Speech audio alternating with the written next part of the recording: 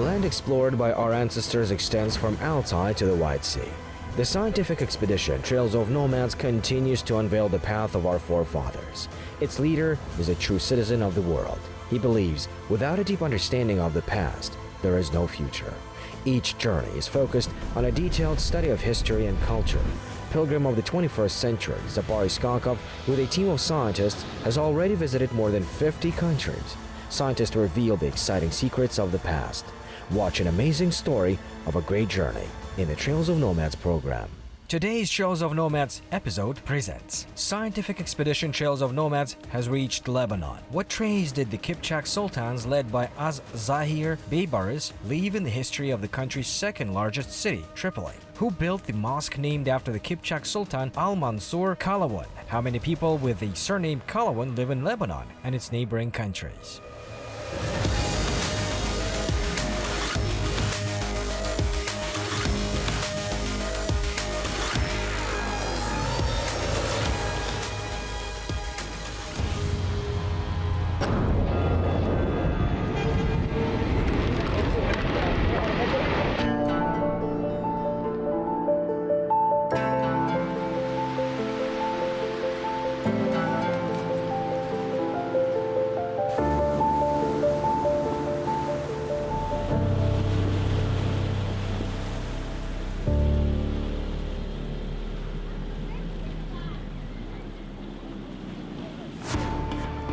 The ancestors of the Kazakhs, known as the Mamluks, played an important role in the formation of the Arab states.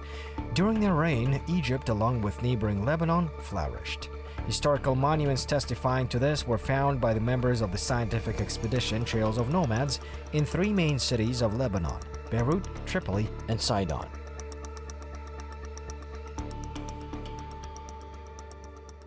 Ливан елінде Кипчак Султандарынан қалған тарихи ескерткіштер өте көп. Триполи қаласының There are a lot of historical monuments left from the Kipchak Sultans in Lebanon. In Tripoli, they built approximately 20 mosques and 40 madrasas with necessary infrastructure around them. Many buildings have survived to this day. ғимараттар салынды. Олар қазіргі күнге шейін көбісі істеп тұр.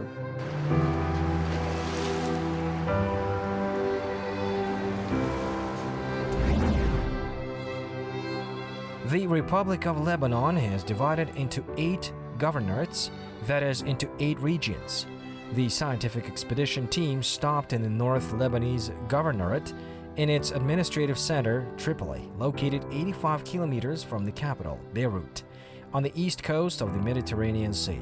It is the country's second largest city and the most important strategic port in the Middle East.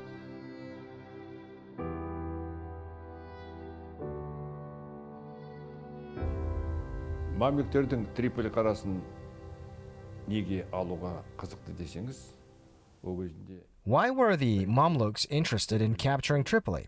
At one time, Tripoli was the center of the Crusaders. It was their capital, fortress, and stronghold. Firstly, this meant that with the liberation of Tripoli, all of Asia and the Arab countries would get rid of the influence of the Crusaders. Secondly, at that time, the trip to Jerusalem and Mecca passed through Tripoli. This was a meeting place for pilgrims. Thanks to taxes, the economic situation of Tripoli improved. Солардан алған салық арқылы Триполи қаласы өзінің экономикалық жағдайын жақсартты деп айтуға болады. Before the beginning of our era, Tripoli was the center of the Phoenician state. Then it included such cities as Tyre, Sidon, Arwad. Therefore, the Greeks called it Tripolis, that is, 3 cities. Later, at a different time, Tripoli was under the control of the Persians, Romans, and Arabs. In the 12th century, Europeans made a crusade and conquered the city. On its basis, they created the country of Tripoli. After 180 years, the rulers of the Mamluks, the Kipchak Sultans Az-Zahir Beibarys and al-Mansur Qalawun, conquered the city and liberated its inhabitants from almost 2 centuries of oppression of the Crusaders. Біз қазір Триполи қаласында тұрмыз. Бұл Ливан елінің ең үлкен қалаларының бірі болып есептеледі. 1253 жылы Қыпшақ мамлюктер үкіметтің басына келді. We are now in the city of Tripoli, one of the largest cities in Lebanon. In 1250, the Kipchak Mamluks came to the power. In 1260, Al-Zahir Sultan Beibarys became ruler in Egypt, Syria, and Lebanon. At that time, the Crusaders were in Tripoli. They ruled the city for nearly 180 years. For a long time, no one could free the city. In 1271, an attempt to release was made. However, it failed, since the Crusaders were strong enough. In 1289, Sultan Qalawun, with a huge army, surrounded Tripoli. He stormed the fortress, and it was taken. Бірақ ол кезінде крестоносылар күші үлкен көп болды да, сосын барып бұл қамалды ала алмады. 1289 жылы Qalawun сұлтан болып тұрған уақытында ол осы Трипол қамалын қоршады, үлкен әскермен келді. Соның арқасында бұл қала алынды. With the help of the 40,000 army, Sultan Qalawun managed to free Tripoli from the oppression of the Crusaders. As a result of the bloody battle between the Mamluks and European knights, the city was completely destroyed. However, after a while, it was restored and the city began to develop and flourish. That is, in fact, by order of Sultan Qalawun, who died in 1290, a new city was rebuilt near the place where the ruined city stood. The sons of Qalawun, Sultans Khalil and Muhammad, were engaged in its construction. One of the buildings of those times that have survived to this day is the al-Mansur Qalawun mosque.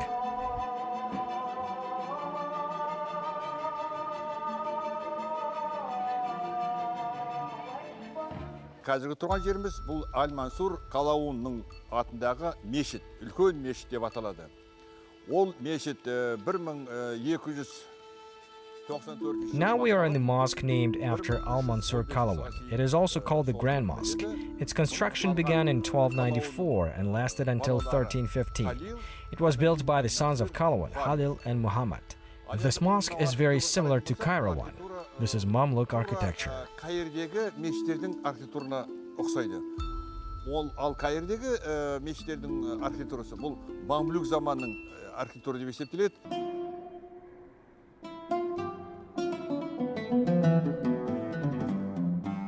New Tripoli begins with the Tripoli al-Mansur Qalawun mosque built by the Kipchak Sultans. That is, it was the first building of the new city, the house of the Most High on earth. Later, other structures were built around. This temple is popularly called the Great Mosque of Tripoli. Some researchers looking at its gates and minarets believe that the Mamluks converted a church built by Europeans into a mosque, but Lebanese scientists are convinced that such an assumption is not true. This great mosque was built to honor al-Mansur Qalawun. Al-Mansur in translation means winner. He dealt a crushing blow and stopped the European Crusaders. He made a significant contribution to the restoration of Tripoli, rebuilding almost a new city. During the reign of the sons of Qalawun, Sultan Khalil and Muhammad, mosques and madrasas were erected in Tripoli. The Islamic region was developing. Also, during the period of Az-Zahir Beibarys, many facilities were built. Today we call this city a real museum of the Mamluk period. Judging by the architecture of the city, it really can be called the Second Cairo.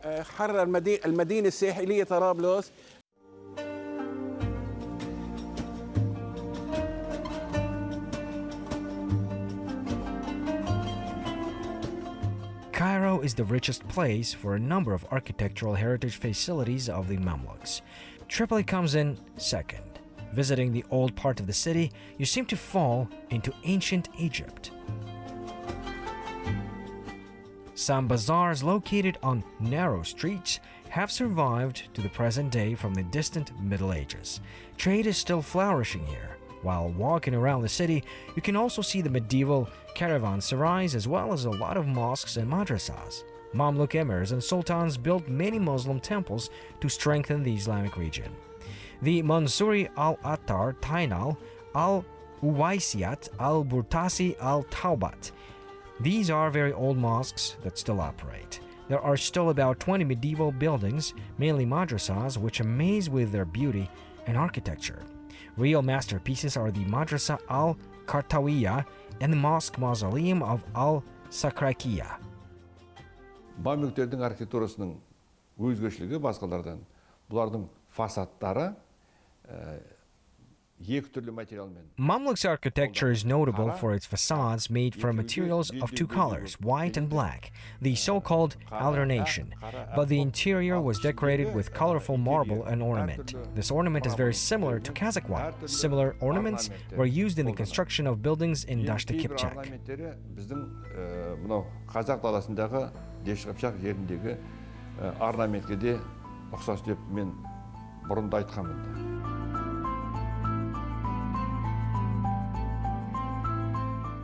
The most famous monument in the old city is the Mont Pelerin fortress. It means a praying mountain.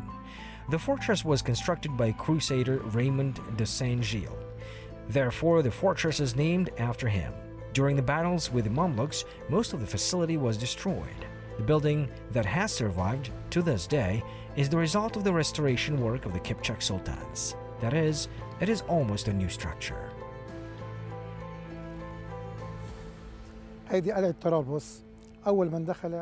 This hill between the sea and the mountain was of strategic importance. When the Crusaders came, there was a military fortress of the Arabs. In the 11th century, the Fatimids built a mosque on this hill. After the conquest by Europeans, the mosque turned into a church. This fortress was also strengthened, and it was necessary to strengthen defense and power in the region. However, the European knights could not hold the Mont Pelerin for a long time. After a series of crushing attacks, the Mamluks led by the Kipchak Sultan family captured the fortress. So the war, which began during the reign of Sultan Beibarys, ended during the reign of Qalawun. The Mont Pelerin fortress kept developing and flourishing under the reign of Kipchaks.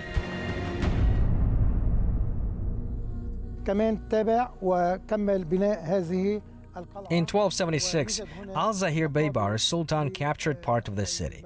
All churches became mosques. All Fatimid burials were restored. Several magnificent buildings were also erected.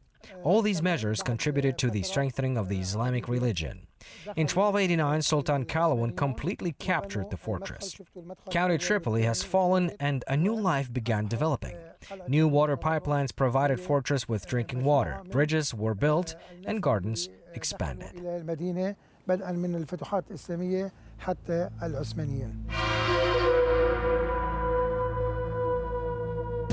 During the reign of the Kipchak Sultans, Tripoli developed rapidly.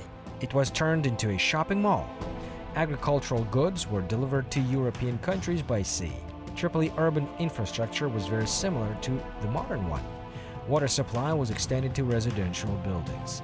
Some achievements of the civilization progress are now stored in the Museum of the Mont Pelerin Fortress. It is called the Northern Lebanon and Akkar Museum. The powerful development of Tripoli is largely associated with its adequate security. During the Mamluks' reign, 7 watch fortresses appeared in the seaport of Tripoli. One of them was called the Lion.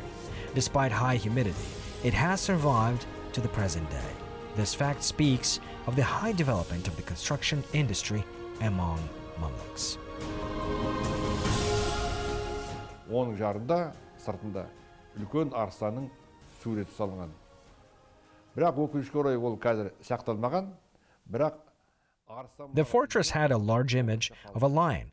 Unfortunately, it did not survive. However, there is the name board Aristan Munarasi. That means the Lion Tower. Each facility built by Beibarys has his sign, an image of a lion, and this is just one of many structures built by Beibarys. Ол таңба арыстанның суреті. Әрине бұл Сұлтан Бейбарыстың сол кездегі салдырған мұнараларының біреуі. The indigenous population of Tripoli remembers the heroism, exploits, and industriousness of the Kipchak Sultans. This al-Mansur Qalawun Street is proof of this. The Trails of Nomads scientific team talked with the inhabitants of this part of the city. Many of them consider themselves descendants of the Mamluks. Therefore, the area is called here Mamluk.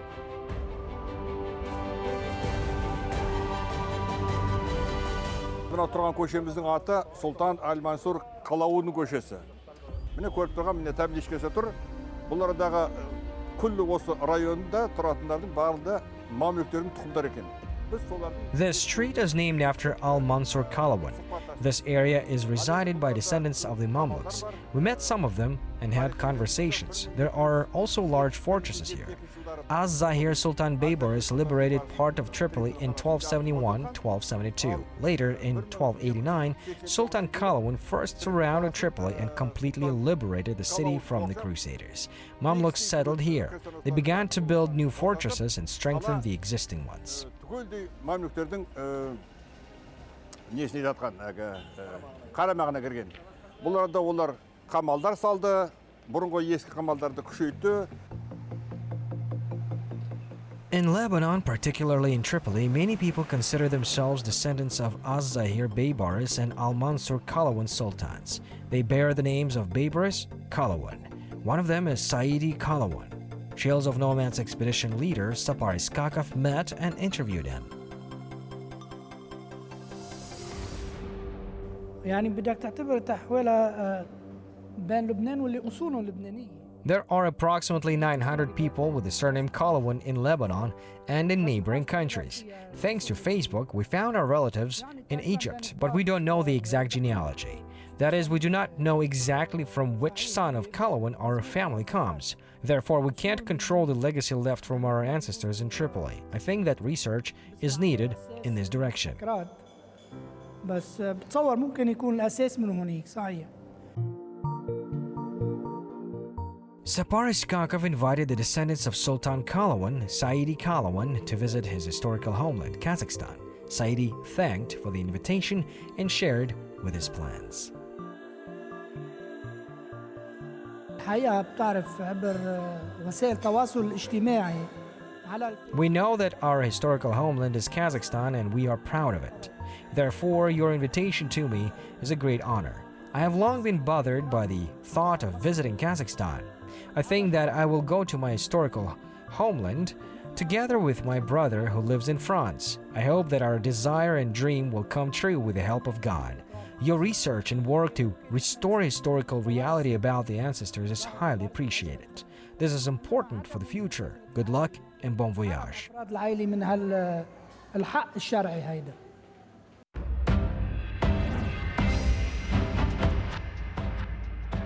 The Mamluk period in the history of Lebanon covers the period from 1266 to 1517.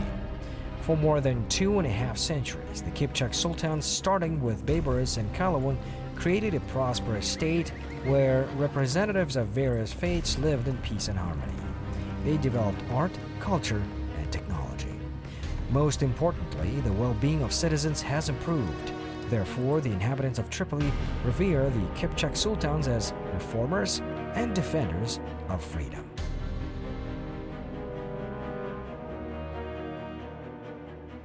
Мамлюктің сұлтаны Бейбарыс, Қалауын, оның балалары бәрі де тек қана соғысып қойған жоқ. Mamluk sultans Beibarys, Qalawun, and their ancestors not only fought and liberated the country from the Crusaders, they also supported culture and science. Thanks to this, Tripoli culture, science, and education reached a high level of development. Then first medical institutions appeared there. Scientists from different countries gathered in the city, made new discoveries. All this is only superficial data. We need new research, study of archives in this direction.